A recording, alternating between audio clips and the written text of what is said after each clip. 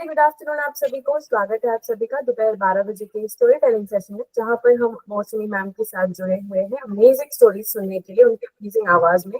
आप सभी को धनतेरस की बहुत बहुत शुभकामनाएं। आप सभी से मेरी निवेदन होगी, अगर आप लोग कुछ भी कहना चाहे, कोई भी फीडबैक देना चाहे, तो आप लोग इनको मैसेज पे लिख सकते हैं एंड सेशन के एंड पे भी आप लोग अपना फीडबैक शेयर कर सकते हैं मौसमी मैम के साथ। मौसमी मैम, आप यहाँ से टेक ओवर कर सकते हैं। तो मैं धनतेरस की शुभकामनाएं दे रही थी सबको और कह रही थी कि पैसा सब कुछ नहीं है, लेकिन बहुत कुछ है। क्योंकि पैसा है तो हम खुद भी जी सकते हैं, और जो हमारे आसपास लोग हैं शायद हम उनके लिए भी थोड़ा बहुत कुछ कर पाए। तो इस दुनिया में जिंदा रहने के लिए पैसों की जरूरत है। तो माँ लक्ष्मी की कृपा आप सब पर हमेशा बनी रहे कि किसी को अपने जरूरत के लिए किसी और के आगे हाथ ना फैलाना। तो इस शुभकामना के साथ आज का सत्र मैं आरंभ कर रही हूँ। अच्छा, पिछली बार बात हुई थी कि हम दिवंगत आत्मा श्री रतन टाटा जी को कुछ उनके संस्मरण को याद करेंगे, क्योंकि हम नहीं कर पाए थे। हमें करना चाहिए भी था, इच्छा भी थी, लेकिन किसी कारणवश नहीं हो पाया था। तो आज हम सबसे पहले रतन जी को याद करते हुए उनके जीवन काल पर, उनके कार्यों पर थोड़ा सा एक सीमित चर्चा ही करेंगे। लेकिन करते हैं। शायद आप लोगों में से बहुत लोगों को बहुत कुछ मालूम हो, लेकिन जो मेरे पास बेस्ट ऑफ माई नॉलेज, तो वो मैं आपके साथ शेयर कर रही हूँ। रतन टाटा 28 दिसंबर 1937 में उनका जन्म हुआ था, और 9 अक्टूबर 2024 अनफॉर्चुनेटली हमने खो दिया है एक महान आत्मा को। तो भारतीय उद्योगपति थे, टाटा समूह और टाटा सन्स के अध्यक्ष के रूप में उन्होंने कार्य किया। 1991 से 2012 तक टाटा समूह के अध्यक्ष थे, जो भारत की सबसे बड़ी व्यापारिक इकाई है। इसके अतिरिक्त अक्टूबर 2016 से फरवरी 2017 तक वो समूह के कार्यकारी अध्यक्ष भी रहे। उनके नेतृत्व में टाटा समूह ने वैश्विक स्तर पर विस्तार किया और कई महत्वपूर्ण अधिग्रहण किए। 2000 में तीसरा सर्वोच्च नागरिक सम्मान पद्म भूषण प्राप्त करने के बाद 2008 में उन्हें भारत सरकार द्वारा सर्वोच्च नागरिक सम्मान पद्म विभूषण मिला। और उम्र संबंधी बीमारी के कारण 2024 में हमने उन्हें खो दिया, और हम उम्मीद करते हैं कि उनको भारत रत्न से भी नवाजा जाए। रतन टाटा नवल टाटा के पुत्र थे, जिन्हें रतन जी टाटा ने गोद लिया था। रतन जी टाटा जमशेद जी टाटा के पुत्र और टाटा समूह के संस्थापक थे। उन्होंने कॉर्नेल यूनिवर्सिटी के कॉलेज ऑफ आर्किटेक्चर से आर्किटेक्चर में स्नातकोत्तर की डिग्री प्राप्त की। उन्होंने 1961 में टाटा समूह में शामिल होकर टाटा स्टील के वर्क फ्लोर पर काम किया, और बाद में 1991 में जेआरडी टाटा के सेवा से निवृत्त होने पे वे टाटा सन्स के अध्यक्ष बने।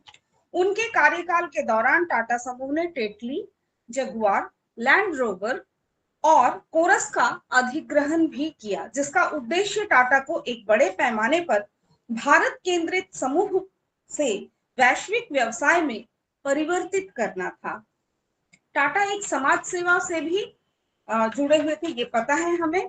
टाटा एक निवेशक थे और उन्होंने 30 से अधिक स्टार्टअप में निवेश किया, जिसमें से अधिकांश व्यक्तिगत क्षमता और कुछ कर पाने की अपनी निवेशक कंपनी के माध्यम से उन्होंने, जो ऐसे लोग थे, यंगस्टर्स थे, उनको समर्थन दिया गया। रतन टाटा के किए गए कुछ अद्भुत काम, जैसे स्वास्थ्य सेवा के क्षेत्र में उन्होंने विशेष रूप से वंचित समुदाय के लोगों के लिए विश्व स्तरीय कैंसर उपचार प्रदान करने के लिए कोलकाता में टाटा मेडिकल सेंटर की स्थापना में बहुत मदद की। उन्होंने अल्जाइमर जैसी बीमारियों पर शोध का भी समर्थन किया। हमें पता होगा अल्जाइमर एक ऐसी बीमारी है जो हम 50-60 से ऊपर के लोगों को अक्सर अपने काल कवल में ले लेता है। हम चीजों को भूलने लगते हैं, हम लोगों को पहचान नहीं पाते हैं, और ये उम्र जनित एक समस्या है। जो दिखाई देती है, और ये बहुत दुखद है कि हम अपनों को भी भूलने लगते हैं, अपनी पहचान भी भूलने लगते हैं। तो इस क्षेत्र में उन्होंने काम किया, शिक्षा के क्षेत्र में किया। उन्होंने एक कार्यकारी केंद्र स्थापित करके हार्वर्ड बिजनेस स्कूल में $50 मिलियन का दान दिया। उन्होंने भारत को कुशल बनने में हर क्षेत्र में उन्होंने मदद की, यहाँ तक कि शैक्षणिक संस्थाओं में भी उन्होंने काफी समर्थन दिया। सतत जीवन, उन्होंने पूरे जीवन में टिकाऊ जीवन परियोजनाओं का समर्थन किया। कोविड-19 के समय हमें पता है कि महामारी से लड़ने के लिए उन्होंने 500 करोड़ रुपए का दान दिया। और मुंबई आतंकवादी हमले में उन्होंने 2008 में मुंबई आतंकवादी हमलों के पीड़ित का समर्थन करने के लिए ताज पब्लिक सर्विस वेलफेयर ट्रस्ट की भी स्थापना की। स्टार्टअप में उन्होंने, आपको पता है, ये जो लेंसकार्ट है, पेटीएम है, ओला इलेक्ट्रिक मोबिलिटी और इस तरह के 50 से भी अधिक स्टार्टअप का उन्होंने समर्थन किया, जिससे यंगस्टर्स को बहुत पावर मिला। उनके पास नई सोच थी, धारणा थी, लेकिन करने के लिए फिर वहां पे पैसों की ही जरूरत पड़ी, और वो रतन टाटा जी ने किया। तो टाटा ट्रस्ट, वो टाटा ट्रस्ट के प्रबंधन में भी शामिल थे, जो चिकित्सा, शिक्षा, ग्रामीण सशक्तिकरण और नवीन जो भी ऊर्जा है उस पे वो काम करता है। MIT Tata centre of technology और डिजाइन, उन्होंने संसाधन, विश्व समुदायों को चुनौती का समान अधिकार करने के लिए उन्होंने MIT यानी translator of technology and design बनाने में मदद की। तो इस तरह से उनके कार्य की जो सूची है ना, बहुत लंबी है। बस हम इतना जानते हैं कि वो एक बहुत ही धार्मिक आत्मा थे, जिन्होंने अपने व्यक्तिगत स्तर से ऊपर जाकर देश के लिए, देशवासियों के लिए सोचा। तो ऐसी दिवंगत आत्मा को हमने खो दिया है। हम सब उनके आत्मा की शांति के लिए प्रार्थना करते हैं और उनको भारत रत्न प्राप्त हो, ऐसी कामना करते हैं। चलिए आज की कहानियों का सफर शुरू करते हैं। तो आज की जो एक पहली कहानी है, लगेगी कि बच्चों की कहानी है, लेकिन इसमें कुछ गूढ़ अर्थ है। उम्मीद है आप लोग उसको समझने की कोशिश करेंगे। एक बादशाह की एक आदत थी, वो भेष बदल कर लोगों की खैर खबर लिया करता था। तो एक दिन जब वो अपने वजीर के साथ गुजरते हुए शहर के एक किनारे पर पहुंचा, तो उसने देखा कि एक आदमी वहां गिरा पड़ा है। बादशाह ने उसको हिलाकर देखा तो अनफॉर्चुनेटली वो आदमी मर चुका था। लोग उसके पास से गुजर रहे थे। बादशाह ने लोगों को आवाज दी, लेकिन कोई भी वहां नजदीक नहीं आया। लोग तो बादशाह को पहचानते भी नहीं थे। तो बादशाह ने वहां पे रह रहे लोगों से पूछा कि क्या बात है, इसको कोई उठाता क्यों नहीं। तो लोगों ने कहा कि अरे, ये बहुत बुरा इंसान है और ये बहुत बड़ा गुनहगार है। तो बादशाह ने कहा, क्यों? गुनहगार सही, बुरा सही, लेकिन इंसान तो है, या इंसान भी नहीं है। और बादशाह ने खुद व्यवस्था की, उस आदमी की लाश को उठाकर उसके घर पहुंचा दी। तो उसकी पत्नी, लोगों के रवैये के बारे में जब बादशाह ने उसको बताया, तो वो अपने मतलब उसकी जो पत्नी थी, वो पति की लाश को देखकर रोने लगी और कहने लगी कि मैं गवाही देती हूँ, मेरा पति बहुत ही नेक इंसान है। इस बात पर बादशाह को बड़ा ताज्जुब हुआ। तो वो कहने लगा, ये कैसे हो सकता है, लोग तो इसकी बुराई कर रहे थे और तो और इसकी लाश को भी हाथ तक लगाने को तैयार नहीं थे। तो उसकी बीवी ने कहा, मुझे भी लोगों से यही उम्मीद थी। दरअसल ये तय है कि मेरा पति जो है ना, वो हर रोज शहर के शराब खाने में जाता था, शराब खरीदता था और घर लाकर नालियों में डाल देता था और कहता था कि चलो, कुछ तो गुनाहों का बोझ इंसानों से हल्का हुआ। और रात में इसी तरह वो बुरी औरत जो होती है, वेश्या के पास जाता और उसकी एक रात की पूरी कीमत देता और कहता कि अपना दरवाजा बंद करके सो जाओ। और कोई घर पे आए तो कह देना कि आज मैं नहीं करूंगी धंधा।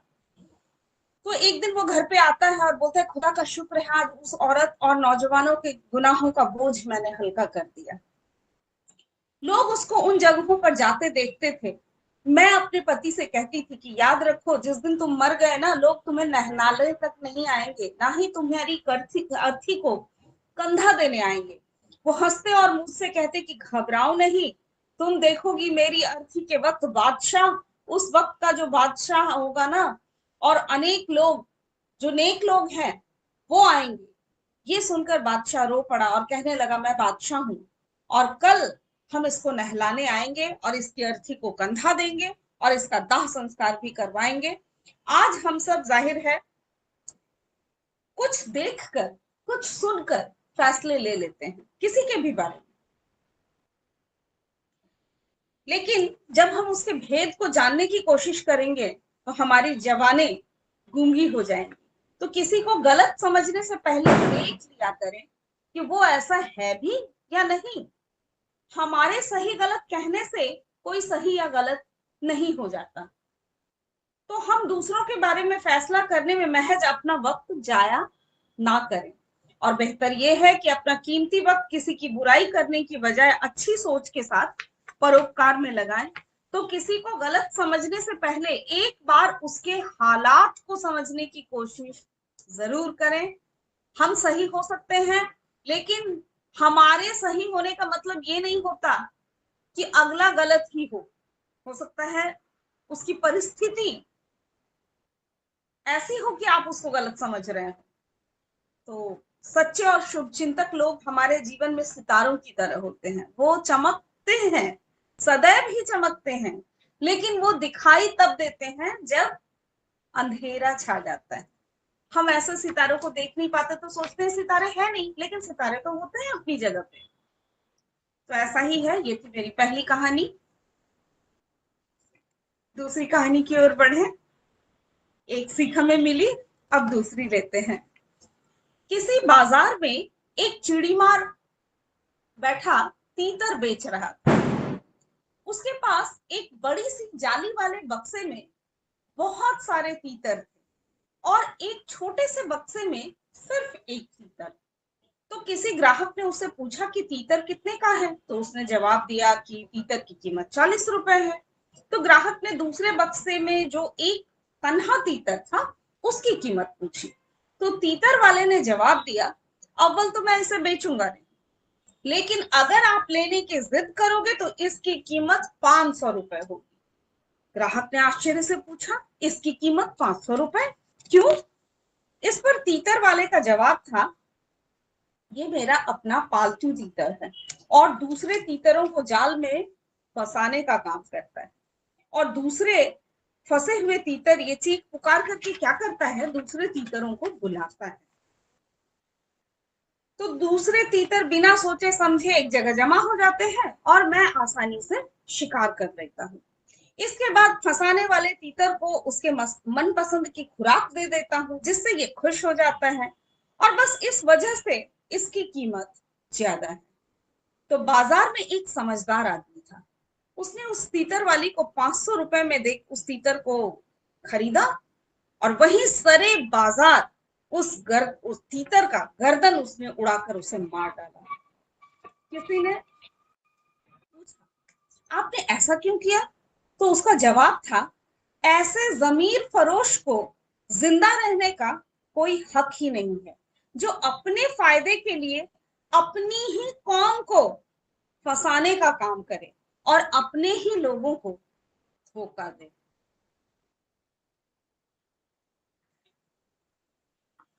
कहानी अच्छी है या बुरी ये तो मुझे नहीं पता, लेकिन हमें अपने कौम के लिए वफादार रहना है, मनुष्यता को नहीं छोड़ना। हमारा कौम, हमारी पहचान है इंसानियत, और हम इंसानों के लिए जो भी परिस्थिति अनुकूल ना हो, जिससे उनका नुकसान होता हो, ऐसा काम कभी ना करें।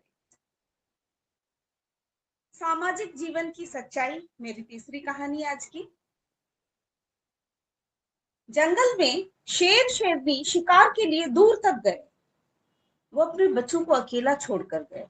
जब देर तक नहीं लौटे तो बच्चे भूख से छटपटाने लगे। उसी समय एक बकरी आई, उसे दया आई, उसने बच्चों को दूध पिलाया और फिर बच्चे जो है पेट भर गया तो मस्ती करने लगे। तो तभी शेर और शेरनी आए। बकरी को देख लाल पीले होकर शेर हमला करता उससे पहले ही बच्चों ने कहा कि नहीं नहीं, इन्होंने हमें दूध पिलाकर बड़ा उपकार किया है, नहीं तो हम भूख से मर जाते। अब शेर बहुत खुश हुआ और कृतज्ञता के भाव से बोला, हम तुम्हारा ये उपकार कभी नहीं भूलेंगे। जाओ, अब तुम आजादी के साथ जंगल में घूमो फिरो मौज करो। तो अब बकरी जंगल में निर्भयता के साथ रहने लगी। यहाँ तक कि शेर के पीठ पर बैठकर वो कभी कभी पेड़ों के पत्ते भी चबाती थी। तो ये दृश्य चील ने देखा, तो बड़ी हैरानी हुई। उन्होंने बकरी को पूछा कि भाई ये कैसे संभव हुआ। तो उसे पता चला कि उपकार करने का कितना महत्व है। तो चील ने ये सोचकर कि अरे इसने उपकार किया तो इसे ये मिला, तो चलो मैं भी ये प्रयोग करता हूँ। तो चूहों के छोटे छोटे बच्चे जो दलदल में फंसे थे, निकलने का प्रयास कर रहे थे पर उनकी कोशिश बेकार हो रही थी। तो चील ने बड़े प्यार से उनको पकड़ पकड़ कर सुरक्षित स्थान पर पहुंचा दिया। अब बच्चे भीगे हुए थे, सर्दी से कांप रहे थे। तो तब चील ने अपने पंखों में छुपाया और बच्चों को बेहद राहत मिली।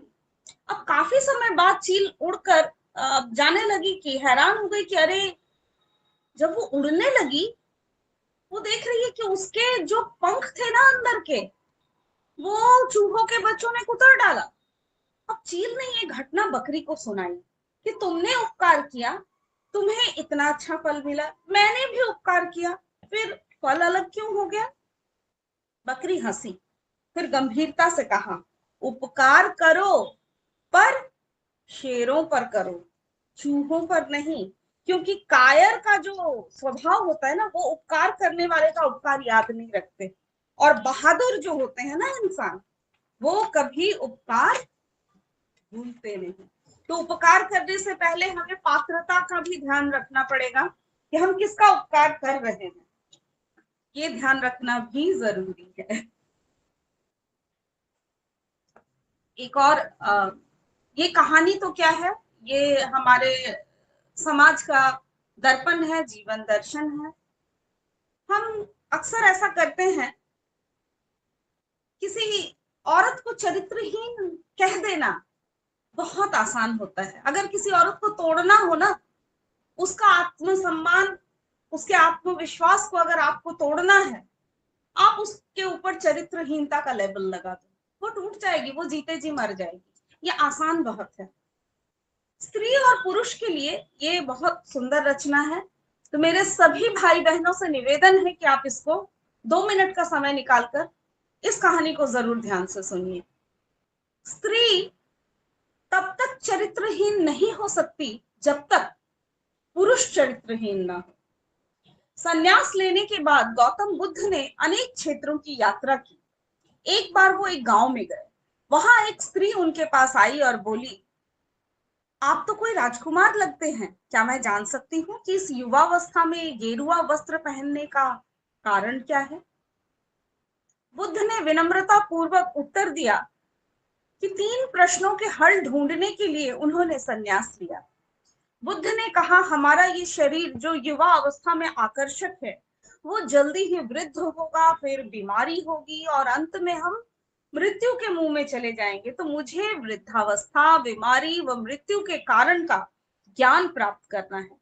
बुद्ध के विचारों से प्रभावित होकर उस स्त्री ने उन्हें भोजन के लिए आमंत्रित किया और शीघ्र ही ये बात पूरे गांव में फैल गई। आप में से बहुतों ने पढ़ा होगा, ये आम्रपाली है जो बाद में महान शिष्या बनती हैं। गांववासी बुद्ध के पास आए और आग्रह किया कि वे इस स्त्री के घर में भोजन करने ना जाए क्योंकि वो चरित्रहीन है।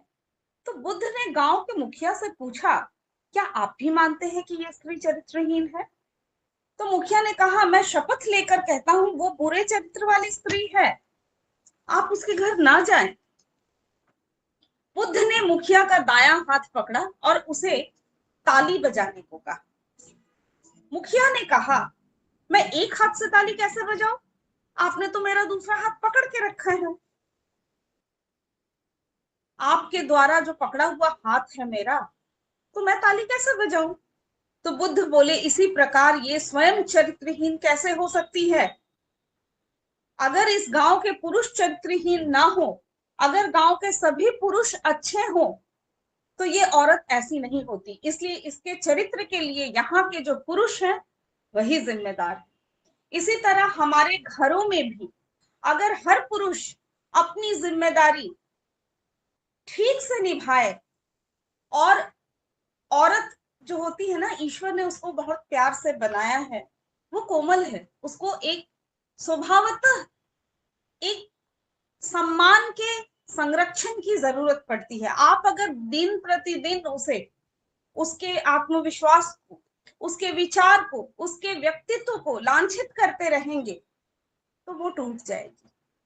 और टूट जाएगी, और जब वो उस घेरे से निकल जाएगी, तब आप उस पर उंगली उठाकर आप बोलेंगे कि तुम चरित्रहीन हो। ये कहाँ का न्याय है? ये मेरा भी प्रश्न है समाज के लिए। बहुत सारी स्त्रियां हैं जो इस दुख दर्द से गुजर रही हैं कि वो करती हैं अच्छे से अच्छा काम, वो अपना कुछ भी दांव लगा करके अपने घर परिवार संसार को बचाने की कोशिश करती हैं, लेकिन उनको अंत में चरित्रहीन करार दे दिया जाता है। आप लोगों से एक निवेदन है कि आप लोग अगर संभव है तो प्लीज अपना अपना कैमरा थोड़ा ऑन करके रखिए। मुझे लगता है कि मैं दीवारों को कहानियां सुना रही हूँ। प्लीज आप लोगों से मेरा निवेदन है कि आप लोग थोड़ा कैंप पर आए, मुझे लगेगा कि मैं आप लोगों से बातें कर रही हूँ। अच्छा, एक बोध कथा है इस आज के सेशन की, बहुत रोचक ज्ञान है कि एक बार राजा भोज के दरबार में एक सवाल उठा कि वो कौन सा कुआं है जिसमें गिरने के बाद आदमी कभी बाहर नहीं आता। तो इस प्रश्न का उत्तर कोई दे नहीं पाया।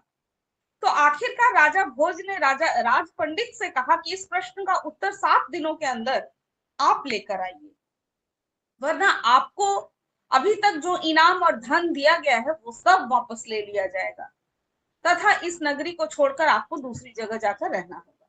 अब 6 दिन बीत चुके थे, राज पंडित को जवाब नहीं मिला था। निराश होकर वो जंगल की तरफ गया। वहां उसकी भेंट एक गडेरिये से हुई। अब गडेरिये ने पूछा, आप तो राज पंडित हैं, राजा के दुलारे हैं, फिर आपके चेहरे पर इतनी उदासी क्यों है?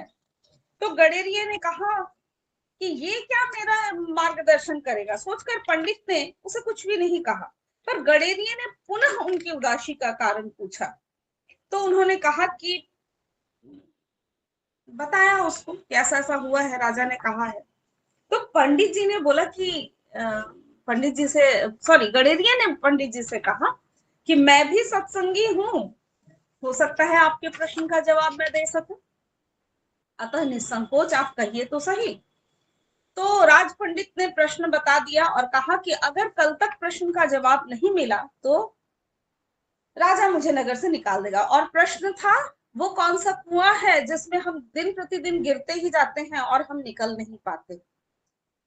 यही था ना प्रश्न। तो गडेरिया बोला कि मेरे पास खूब सारा सोना बनाने का एक पत्थर है।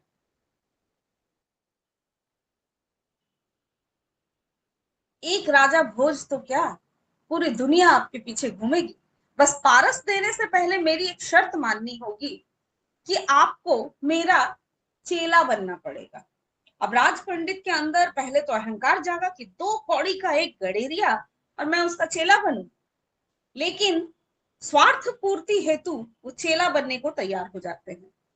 और तब गडेरिये ने कहा कि पहले भेड़ का दूध पियो और फिर चेले बनो। अब राज पंडित ने कहा कि यदि ब्राह्मण भेड़िए का ये इस भेड़ का दूध पिएगा तो उसकी बुद्धि नहीं मारी जाएगी, मैं दूध नहीं पीऊंगा। तो जाओ फिर, मैं पारस नहीं दूंगा, गडेरिया बोला। अब राज पंडित बोला, ठीक है, दूध पीने को तैयार हूं, अब और आगे क्या करना है? गडेरिया बोला, अब तो पहले मैं दूध को जूठा करूंगा, फिर तुम्हें पीना पड़ेगा। राज पंडित ने कहा, तू तो हद करता है, ब्राह्मण को जूठा दूध पिलाएगा? तो गडेरिया बोला, तो जाओ। राज पंडित बोला, अच्छा चलो, मैं तैयार हूं जूठा दूध पीने को। अब गडेरिया बोला वो बात गई। अब तो सामने जो वो मरे हुए इंसान की खोपड़ी है ना, कंकाल पड़ी है, मैं तो दूध उसमें दूंगा और जूठा करूंगा, कुत्ते से चटवाऊंगा और फिर तुम्हें पिलाऊंगा, तब मिलेगा पारस, नहीं तो अपना रास्ता नापिए। राज पंडित ने खूब विचार करके कहा, है तो बड़ा कठिन, लेकिन चलो मैं तैयार हूं। गडेरिया ने बोला, बस अब मिल गया जवाब।